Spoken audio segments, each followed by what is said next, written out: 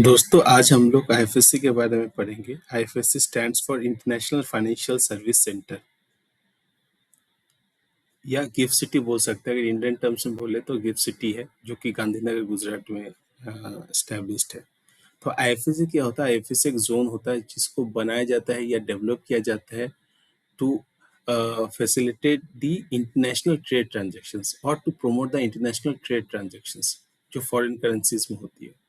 एक स्पेसिफिक जगह बनाया जाता है जहाँ पे सारी फैसिलिटीज दिया जाता है, सारे स्पेसिफिक स्पेशल स्किल सेट के लोग रहते हैं, ब्रांचेस रहती है, बैंक ब्रांचेस रहती है, और सारे के सारे इंटरनेशनल ट्रांजेक्शन्स जो होती है वहाँ से इजीली परफॉर्म किया जाता है। ये ऑब्वियसली बात है, ये बिजनेस या कैटेगरिकली अगर बोला जाए तो इंटरनेशनल बिजनेस को प्रमोट करने के लिए किया जाता है। ठीक है, इसमें हमको ये समझना पड़ेगा कि आईएफएससी जो जगह होती है, जो जोन होती है, वहाँ पे जो ब्रांचेस होती है ना, उसको एज ए फॉरेन बैंक की ब्रांचेस के हिसाब से उसको ट्रीट किया जाता है। और उसमें डोमेस्टिक बैंक के जो ब्रांचेस के जैसा जो एक होता है ना, एसएलआर सीआरआर का जो रिक्वायरमेंट था, वो उसमें एप्लीकेबल नहीं होती है। आईएफएससी में जो ब्रांचेस होती है, बैंक की जो ब्रांचेस होती है, वो स्पेसिफिकली फॉरेक्स ट्रांजेक्शन में ही डील करती है। इसमें अगर हम लोग एक बात करेंगे तो इसमें हम लोग देखेंगे कि जो ये आईएफएससी जो स्टैब्लिश होता है, जो बनाया जाता है या डेवलप किया जाता है, वो सेज एक्ट 2005 के अंतर्गत किया जाता है। सेज एक्ट का मतलब होता है स्पेशल इकोनॉमिक जोन एक्ट 2005। इसी एक्ट के अकॉर्डिंग या इसी एक्ट के ऊपर हम लोग बेस करके आईएफएससी बनाते हैं। आईएफएससी जब बनाएंगे तो ऑब्वियसली कुछ कुछ फैसिलिटीज भी हमको देना पड़ेगा। जो कस्टमर्स आएंगे, जो बैंक जो ट्रेडर्स आएंगे, उनको उसके लिए क्या होता है कि यहाँ पे एग्जेप्शन होता है from securities transaction tax levied under section 98 of the finance act 2004। इसमें सिक्योरिटीज ट्रांजेक्शन टैक्स इसमें नहीं लगता है, ये एग्जेम्प्टेड होते हैं। तो ऑब्वियसली यहाँ के थ्रू से अगर कोई ट्रांजेक्शन्स करेंगे तो सिक्योरिटीज ट्रांजेक्शन टैक्स इसमें नहीं लगता है। ये बहुत इंपॉर्टेंट है, ये लाइन बहुत ही ज़्यादा इंपॉर्टेंट है।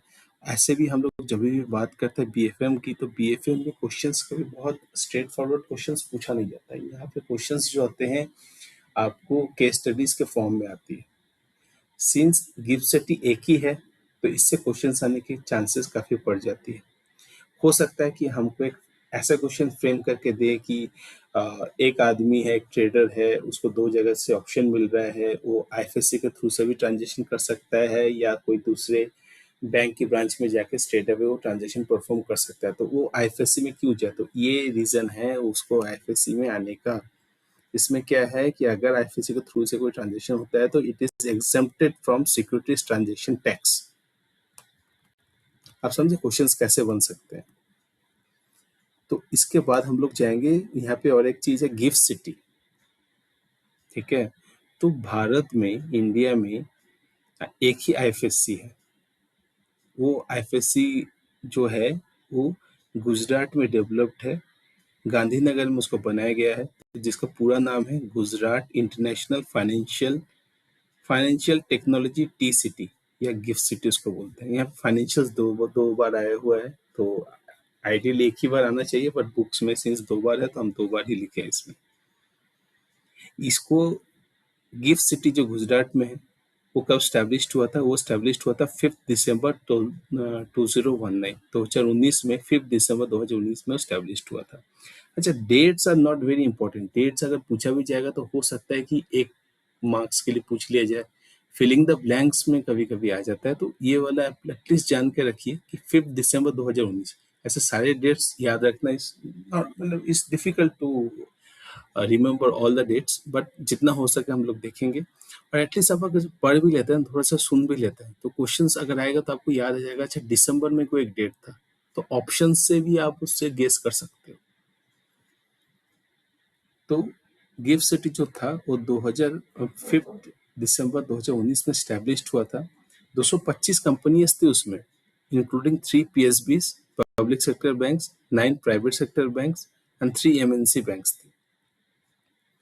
उसमें कौन सा बिजनेस होता था? जैसे हमने पहले ही बात कर चुके हैं कि यहाँ पे फाइनेंशियल ट्रांजेक्शन्स होते हैं फॉरेक्स रिलेटेड या इंटरनेशनल ट्रांजेक्शन्स होते हैं, तो यहाँ पे होलसेल बैंकिंग का ट्रांजेक्शन्स होता है, कैपिटल मार्केट होता है, रिटेल बैंकिंग होता है। रिटेल बैंकिंग मतलब रिटेल फॉरेक्स बैंकिंग होता है, ट्रेजरी मैनेजमेंट होता है, and other opportunities investment advisory services. अभी इसमें एलसीबीसी का भी काम होता है, तो उस हिसाब से देखा जाए तो इसमें एडवाइजरीज का भी काम होता है, लेटर ऑफ क्रेडिट होता है, बैंक गारंटी का काम होता है, राइट। तो इसमें अभी हम लोग थोड़ा सा पढ़ेंगे कि guidelines for setting up of IFSC banking unit by Indian banks. आप ना सिर्फ सुनते चलिए, ठीक है, हर चीज को मगअप करने की जरूरत नहीं है, हर चीज आपको याद भी नहीं रहेगी। अगर आप एक वीडियो को 2-3 बार सुन लेंगे ना, तो आपके दिमाग में कहीं ना कहीं एक फ्रेम बन जाएगी, और जब क्वेश्चंस आप देखेंगे तो उसको क्लिक करना या उसको सॉल्व करना या उसका आंसर देना आपके लिए ईजी हो जाएगा। आइडिया ये नहीं है कि आप सारे चीज को याद रखिए, आइडिया ये है कि आप चीजों को समझ जाइए।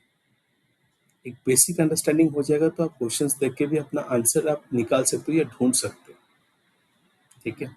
तो अभी हमने यहाँ पे क्या पढ़ा था, हमने पहले पढ़ा था आईएफएससी क्या होता है। आईएफएससी एक जोन होता है जो कि फाइनेंशियल ट्रांजेक्शन्स में डील करती है, कैटेगरिकली फॉरेक्स ट्रांजेक्शन्स या इंटरनेशनल ट्रेड ट्रांजेक्शन्स। ये सेज एक्ट 2005 के ऊपर बेस करके ये बना गया है, ठीक है। इंडिया में एक ही है आईएफएससी, जिसको Gujarat international financial technology tech T city बोला जाता है या गिफ्ट सिटी बोला जाता है, जो 5 दिसंबर 2019 में स्टैब्लिश्ड हुआ था। अभी हम लोग पढ़ेंगे guidelines for setting up of IFSC banking units by Indian banks. अगर कोई Indian bank international banking unit IBU, international banking unit IBU अगर एक आईएफएससी में या गिफ्ट सिटी में अगर स्टैब्लिश करना चाहिए या ओपन करना चाहिए, तो उसके लिए क्या क्या रिक्वायरमेंट है, इसके ऊपर हम लोग अभी थोड़ा सा बात करेंगे।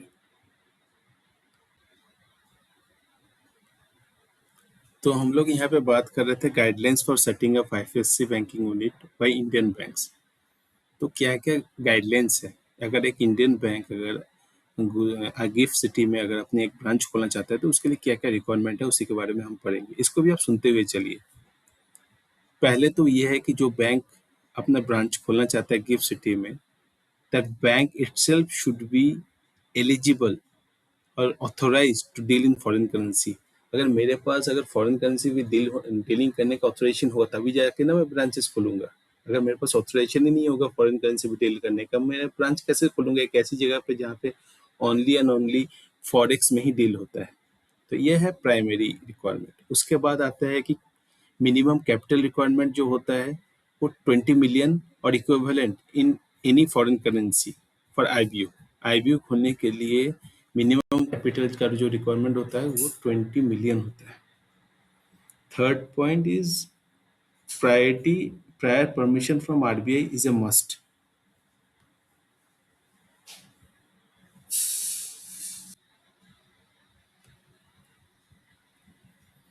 तो इसके लिए हमको आरबीआई से एक प्रायर परमिशन भी चाहिए लगेगा। अगर मेरे को एक ब्रांच खोलना है आईएफएससी में या गिफ्ट सिटी में, तो इंडियन बैंक्स को एक परमिशन लगेगा फ्रॉम आरबीआई।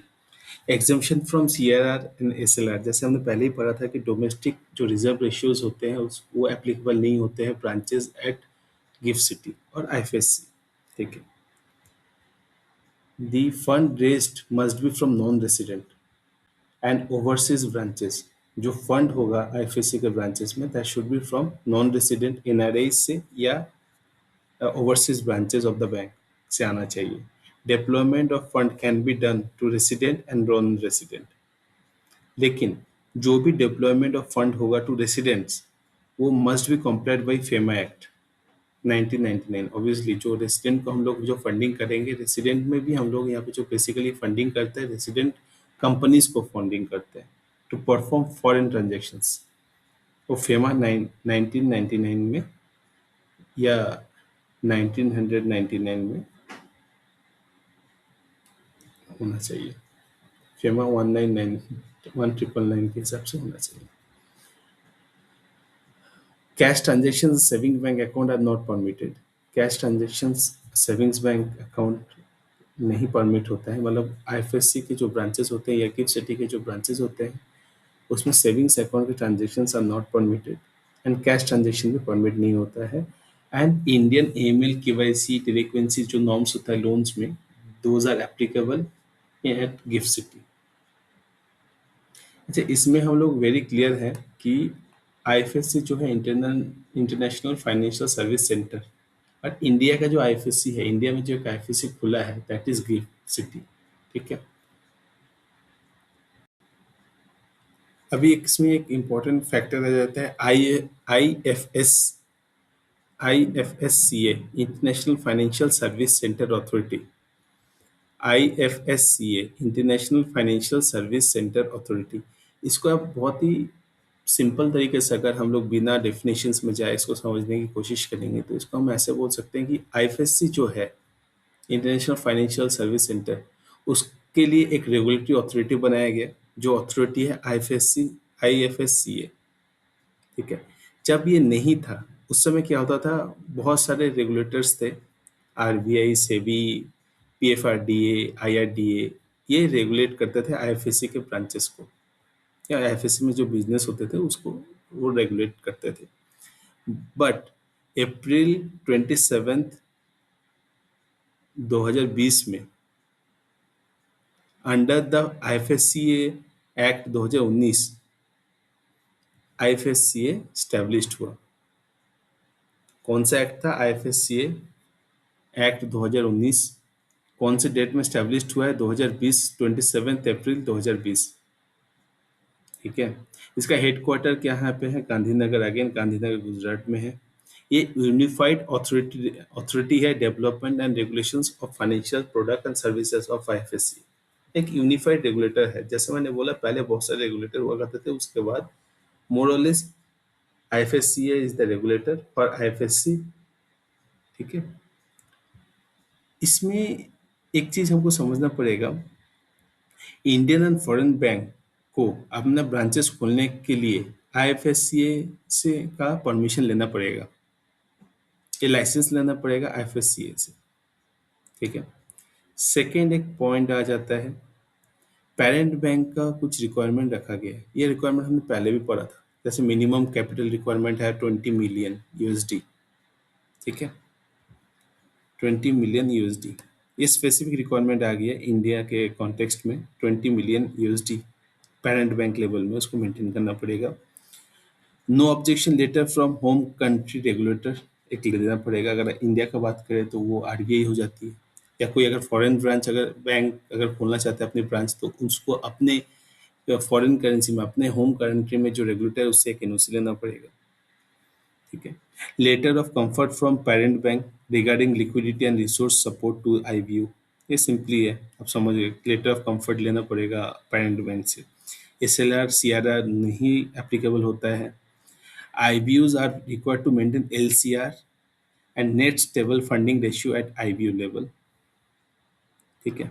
ये पेरेंट बैंक के लेवल में भी हम इसको मेंटेन कर सकते हैं basis approval from IFSCA. Leverage ratio में भी maintain at parent bank level. ठीक है।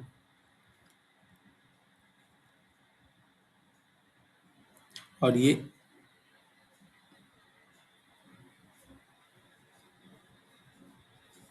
एक चीज हमको समझना पड़ेगा कि आप पॉइंट वाइज पॉइंट अगर आपको याद ना भी रहे तो आपको इतना समझना पड़ेगा कि IFSCA is the regulator for IFSC.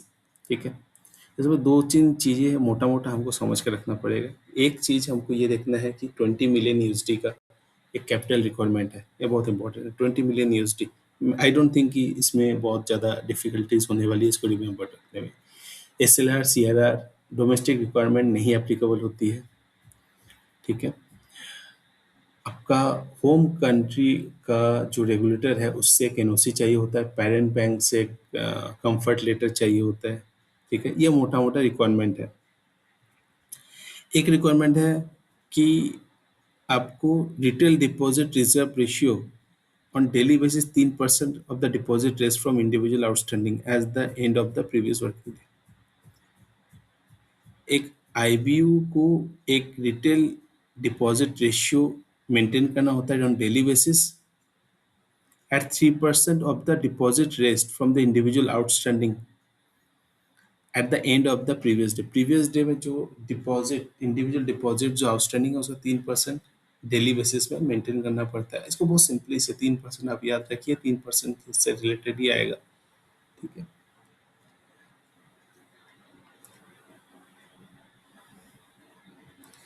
इसमें और एक चीज़ है कि आईपीओ के जो ब्रांचेस है उनको अगर अपनी होम कंट्री के जो रेगुलेटर है उनका जो गाइडलाइंस है उसको भी फॉलो करना पड़ता है, if otherwise specified by IFSC है। आईएफएससी अगर बोलता है कि ऐसा ना करो तो ना कर सकते हैं, लेकिन मोरलेस होम कंट्री का जो रेगुलेटर है उसका गाइडलाइंस को भी फॉलो करना पड़ता है।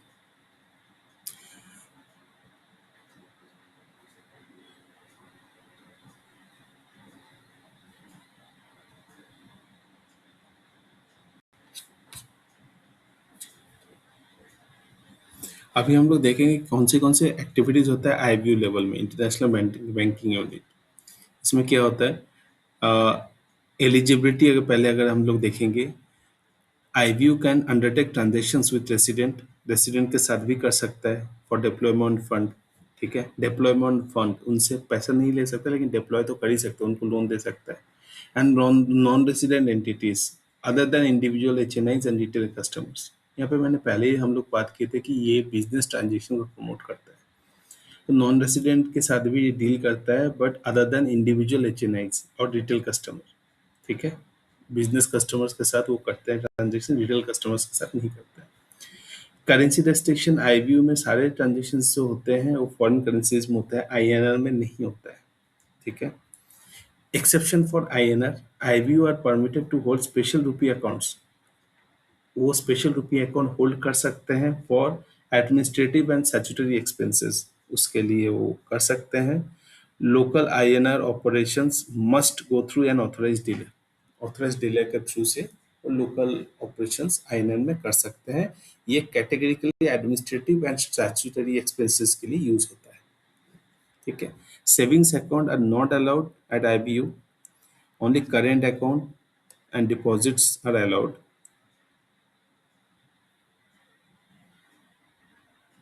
आईबीयू में current account escrow accounts open होता है। ठीक है।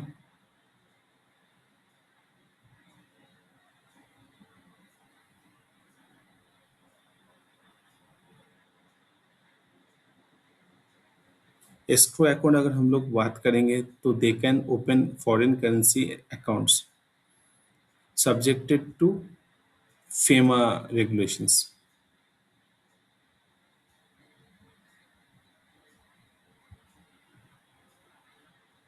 They are also allowed to open foreign currency escrow accounts for Indian resident entities to temporarily hold subscriptions to GDR ADR issues until receipts are issued। तो इसमें जो Indian entities होता है जो जीडीआर एडीआर में काम करते हैं, हम सिंपली उतना समझेंगे, उसके लिए भी हम लोग एस्क्रो अकाउंट खोल सकते हैं। चेक ट्रांजेक्शन्स अगेन इसमें अलाउड नहीं होता है। आईबीयू में cheque transactions are not available for current account, cheque transaction होता ही नहीं है।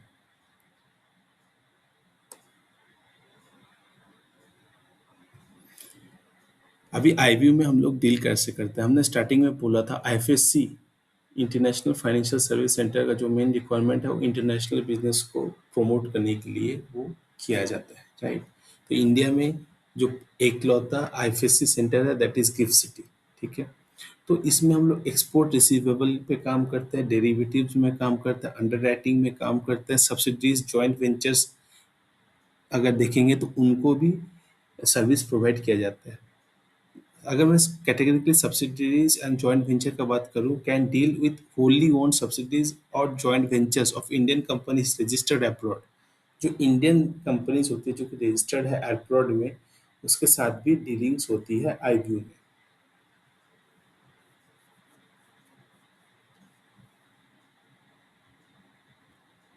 इसमें कुछ ना एक्सपोजर एंड नॉर्मल नॉर्म्स है एंड कॉम्प्रेंसेस है, ये आप थोड़ा सा याद रखिएगा, इसको आप नोट कर लीजिए।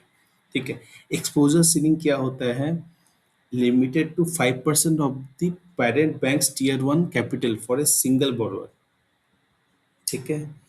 पेरेंट कंपनी का जो टियर वन में जो कैपिटल है उसका 5% का लिमिट होता है to a single borrower. That means IBU एक इंटरनेशनल फाइनेंशियल सर्विस सेंटर का एक ब्रांच किसी भी कस्टमर को मैक्सिमम कितना लोन दे सकता है, मैक्सिमम 5% दे सकता है, जो उसका पेरेंट बैंक का टीयर वन कैपिटल का 5% होगा, उससे ज़्यादा लोन नहीं दे सकता है। And 10% and same goes with 10% for the borrower group. अगर एक ग्रुप ऑफ एंटिटीज अगर लोन देता है तो ये जो 5% है वो बढ़ के 10% हो जाता है। ठीक है, 10% किसका होता है? Tier one capital of the parent bank. ठीक है, ये 5% एंड 10%, ये आप याद रखिएगा। अगर इंडिविजुअल है तो 5% of tier one capital of the parent bank, that is a cap, maximum cap to individual borrower और सिंगल बोरोअर। अब ग्रुप ऑफ बोरोअर्स होते हैं तो वो 10% हो जाता है।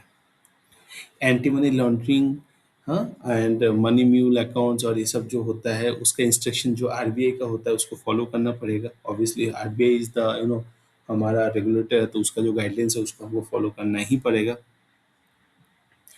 लेकिन आईबीयू में जो ब्रांचेस होते हैं कि आईबीयू जो होती है ना, वो not allowed to participate in Indian domestic call notice term forex money and other onshore markets और डोमेस्टिक पेमेंट सिस्टम।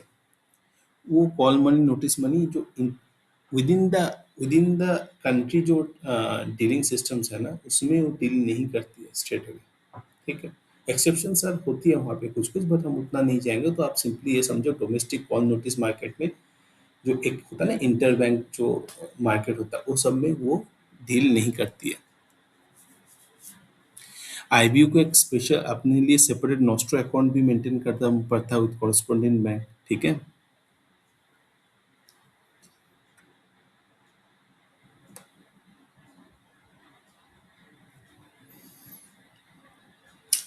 आईबीयू की जो ब्रांच आईबीयू जो होती है वो regulated and supervised by RBI. ठीक है, वो आरबीआई सुपरवाइज करते हैं। हम लोग काफ़ी बार बोला है, सिंस हम लोग इंडिया में रहते हैं तो आरबीआई का जो भी गाइडलाइंस है उसको हमको फॉलो करना पड़ेगा।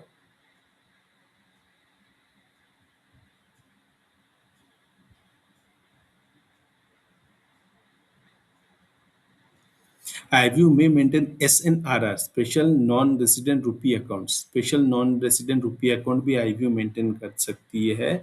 ये डोमेस्टिक एडी ऑथराइज डीलर के साथ वो ये अकाउंट मेंटेन कर सकती है, बट इसमें जो रेमिटेंसेज होगी वो फॉरेन करेंसी के होंगे एंड फॉरेन चैनल के थ्रू से, इंटरनेशनल चैनल के थ्रू से उसमें आया होगा। एसएनआरआर, स्पेशल नॉन रेसिडेंट रुपी अकाउंट, जो आईबीयू मेंटेन करती है, ये लोकल डोमेस्टिक ऑथराइज डीलर के साथ वो मेंटेन करती है। और इसमें लेकिन जो क्रेडिट आता है वो इंटरनेशनल चैनल्स के थ्रू फॉरेन करेंसी में आता है। Loans and advances of IBUs is not a part of net bank credit of the parent bank for computing priority sector lending। जो IBU जो लेंड करता है ना, वो priority sector lending of the parent bank में consider नहीं किया जाता है। No liquidity support will be available to the IBU from the RBI. RBI कोई भी लिक्विडिटी सपोर्ट आईबीयू को नहीं प्रोवाइड करती है, बहुत इंपॉर्टेंट है। यहाँ पे एक छोटा सा लास्ट पॉइंट है, relaxation of FPI foreign portfolio investors. Gift City में क्या क्या उनको बेनिफिट मिलता है। सबसे पहले तो सेबी ने एफपीआई फॉरेन पोर्टफोलियो इन्वेस्टर को जो इंडिया में रजिस्टर्ड है उनको ऑथराइज किया है कि आप गिफ्ट सिटी में जाइए और ऑपरेट कर सकते हो। FPIs are also allowed to operate in commodity derivatives on IFSC exchange। IFSC exchange में commodity derivatives में भी वो काम कर सकते हैं। सिक्योरिटीज ट्रांजैक्शन टैक्स उनको नहीं देना पड़ता है और कमोडिटी ट्रांजैक्शन कॉस्ट उनको नहीं देना पड़ता है। ठीक है, हमने ये पहले भी बात किया है। All exchanges operate 22 hours a day, 22 घंटा सारे एक्सचेंजेस काम कर सके करती है। And FPIs are permitted to operate without any additional documentation. ठीक है, एक बहुत ही इंपॉर्टेंट ये पार्ट होता है कि there is a waiver of short term capital gain tax on derivative trade. Derivative trades में short term capital gain tax में 30% एफपीएस को देना पड़ता है, जो कि एग्जेम्प्टेड है। ठीक है, जो वेवर होता है। ठीक है, provisions allow retail investors to trade to build liquidity in the market. Retail investors को भी हम लोग अलाउ करते हैं, ठीक है, मार्केट में काम करने के लिए। तो ये हो गया हमारा गिफ्ट सिटी। मोटा-मोटा अगर हम लोग गिफ्ट सिटी के बारे में बात करेंगे, तो 2-4 पॉइंट ही है, बाकी तो चैप्टर काफ़ी लेंथी है, अगर आपको पूरा देखना है, आप पीडीएफ भी मैं अपलोड कर दूँगा, आप उससे भी देख सकते हो। एंड इस क्लास को भी आप 2-3 बार आप सुनोगे तो आपको बेसिक जो कॉन्सेप्ट है ना वो क्लियर हो जाएगा। Again my aim is to make your basic strong. अगर आपका बेसिक स्ट्रॉन्ग है, अगर आप अंडरस्टैंड करते हो सब्जेक्ट मैटर को, तो क्वेश्चंस कैसे भी आए आप उसको अटेंड कर सकते हो या उसको बना सकते हो। तो आईएफएससी जो है इंटरनेशनल फाइनेंशियल सर्विस सेंटर, ये एक ऐसा जगह है जो कि इंटरनेशनल ट्रेड को प्रमोट करने के लिए बनाया गया है। तो अगर आपको कोई भी क्वेश्चन आया, आईएफएससी लिखा हुआ है और ऑप्शंस में आपको दिख रहा है इंटरनेशनल ट्रेड, तो ऑब्वियसली आपका दिमाग में कहीं ना कहीं वो क्लिक करेगा कि ये इंटरनेशनल ट्रेड से रिलेटेड ही कुछ होगा। इंडिया में एक ही आईएफएससी है जिसको हम लोग बोलते हैं गिफ्ट सिटी। गिफ्ट सिटी के लिए कुछ गाइडलाइंस दिया गया है, जैसे 20 मिलियन यूएसडी, हाँ, होम कंट्री का रेगुलेटर से एनओसी, पेरेंट बैंक से कंफर्ट लेटर, ये सब चीज़ दिया गया है। जो रिक्वायरमेंट है उसके हिसाब से हम लोग वहाँ पे एक ब्रांच खोल सकते हैं। वहाँ पे आईएफएससी में, ये गिफ्ट सिटी में जो ब्रांचेस है, वो branch as a international bank के हिसाब से उसको ट्रीट किया जाता है। उसमें एसएलआर एंड सीआरआर का रिक्वायरमेंट नहीं होता है, ठीक है। ये थोड़ा सा कुछ इंपॉर्टेंट चीज़ें हैं, इसको देख के आप इस क्लास को आप और एक बार सुन लीजिए। आई थिंक कि ये क्लियर हो जाना चाहिए, और इससे आपका क्वेश्चंस आएंगे, कुछ ना कुछ क्वेश्चन इससे 100% हर बार आता है। There might be few exceptions, but most of the times इससे कुछ ना कुछ क्वेश्चंस तो बनते ही बनते हैं। Okay, thank you.